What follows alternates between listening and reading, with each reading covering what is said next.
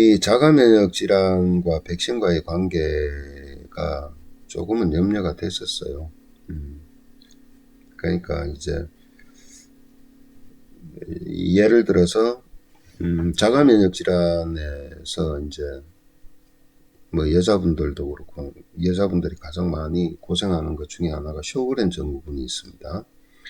자, 이것은 점막 세포를 막 공격을 하는 겁니다. 그래서 구강 내에서 막 헐고 눈 안에 각막 부분에 막 짓무르고 엄청나게 고통스럽습니다.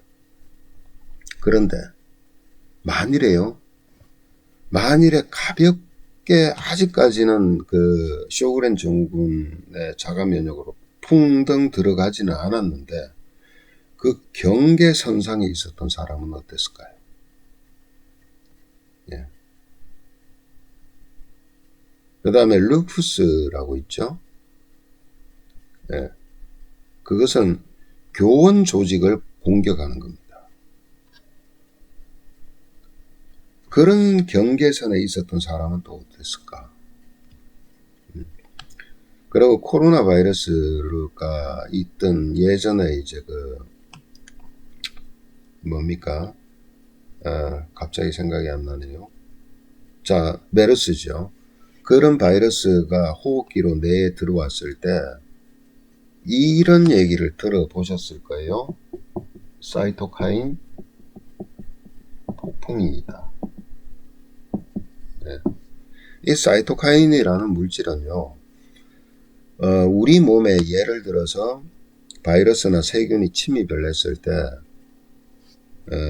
대식세포가 떠돌면서 탁 세균을 먹어치웁니다. 그래서 그 조각을 딱 항원이죠. 그게 조각을 제시를 해요. 누구한테 제시하냐면은 이 T세포한테 제시를 합니다. 서프레스 T세포라고 있어요. 총사령관 같은 놈이 있습니다. 그래서 항원을 제시해줘요. 야, 몸 안에 이런 이상한 놈이 들어왔어. 내가 처치했는데 이게 뭔지 알아봐 라고 항원 제시를 해줍니다. 그러면은 이놈은 어떻게 해요? 이거 몸에 세균이 들어왔네. 나쁜 놈이 들어왔네. 그러면은 비상사태를 선포합니다. 그때까지는 이 임파구, 이 림프구가요, 조용히 쉬고 있어요. 림프절 같은 데서. 예, 군대로 따지면 마치 5분 대기조 같이 그냥 비상이 안 걸리면 다 쉬잖아요. 그렇게 쉬고 있다가 사령관이 비상을 내립니다. 예. 그때 사이토카인이라는 물질을 쫙 뿌려대요.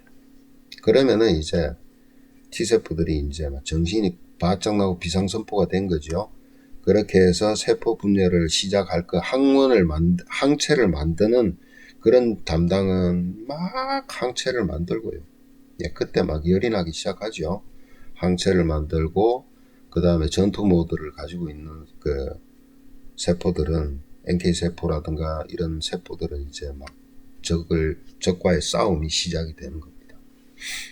이게 그때 바로 면역세포를, 잠자고 있는 면역세포를 깨워서 활동성 있게 만들어주는 물질이 사이토카인인데 이게 적정하게 나와야 되는데 폭풍처럼 나오는 거예요.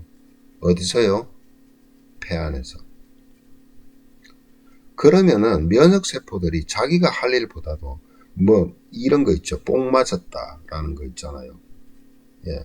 그런 같이 미친놈 같이 정신없이 그냥 과면역작용이 일어나 버리는 겁니다. 그러니까 폐세포가 상하고 뭐가 돼요? 딱딱하게 섬유화가 돼버리는 거예요. 그때 메르스 때 그래가지고 실질적으로 서울대 의사 하나가 죽었잖아요. 그때 이 사이토카인 폭풍이라는 얘기를 많이 들어보셨을 거예요. 자, 그렇다면요. 백신이라는 것이 들어왔는데 항원이 들어온 거죠. 그럼 1차적으로 면역이 작동이 됩니다. 면역 시스템은 작동이 됩니다. 당연히 사이토카인은 분비가 될 거예요. 그런데 안 그래도 지금 자가 면역으로 될까 말까라는 그 경계선상에 있었던 사람들. 예. 그런 사람한테는 어쩌면 도화선이 될 수도 있었던 거예요. 예. 이것도 어떻게 뭐가 이론이 만들어진 게 없어요. 그렇지만은 이것도 저의 어떤 하나의 예상치지만은 어쨌든 이것도 원인이 정확하다고 할 수가 없습니다. 왜 그러냐?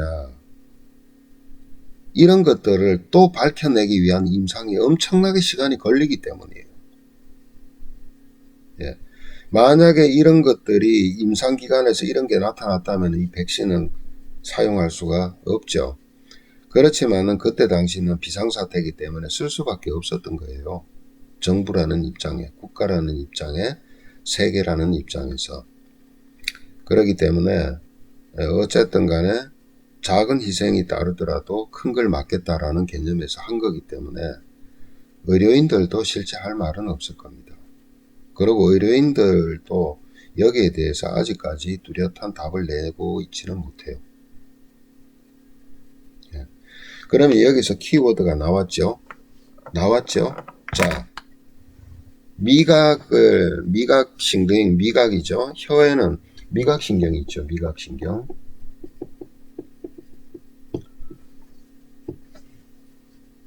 아까 말씀드렸습니다. 어떤 사람은 시력이 완전히 가버린 사람도 있었고. 자, 어쨌든 미각신경에 문제가 발생이 됐다면은, 이건 일단은, 어쨌든 제가 봤을 때는 일단은 자가면역의 작동으로 먼저 봅니다. 예, 먼저 보겠습니다. 자가면역의 작동이든 아니든 간에요. 이분은 분명히 면역기에 문제가 있었던 분이에요. 예. 그렇다면은 제가 늘 말씀드렸잖아요. 면역세포가 가장 중시하는 것은 뭐냐? 그 면역세포에게 가장 중요한 것은 면역세포의 개수도 문제겠지만은 활성도입니다. 활성도가 적절해야 돼요.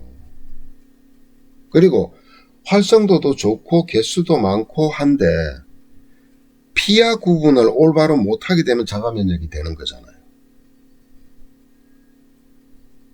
그것을 면역지능이라 그럽니다. 면역세포가 지능이 필요해요. 예. 그래서 이 면역지능을 갖다가 조절하는 물질이 있다 그랬죠. 앞쪽에 다 영상을 올려놨습니다. 예. 그러니까 우선은 면역 기능이 떨어졌던 과면역이든요. 그 면역 정보 전달 인자라는 트랜스퍼 팩트라는 물질은 반드시 필요해요. 예. 그런데 우리가 한 가지를 놓고 사람을 판단하기는 어렵습니다. 왜 자가면역이 왔는가는 여러 가지로 봐야 돼요. 여러 가지로요. 사이토카인이라는 물질을 만들어서 공급하는 데는 간에서 하는 거예요. 네. 근데 우리가 여기서 또 동양의학적으로 한번 보세요. 이 미각신경은 물론 중추신경에서 가지로 분지로 나왔겠지만은 우리가 동양의학에서는 혀 여기에 에너지가 공급되는 공급원은 어디예요? 심장입니다. 예. 지금 제가 몇 가지 쭉 나열할 테니까 참고하세요. 자, 1번 간이 여기에 개입됐죠. 2번 심장이 여기에 개입됐죠. 예.